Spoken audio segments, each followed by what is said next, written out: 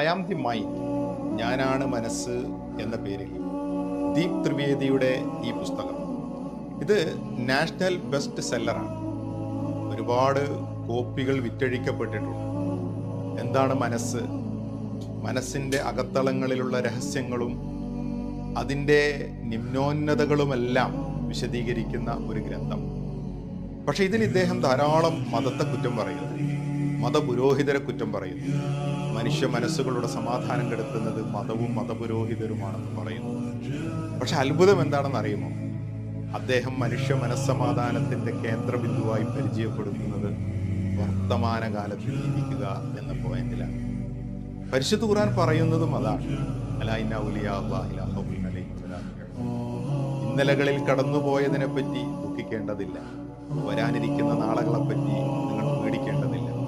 വർത്തമാനകാലത്ത്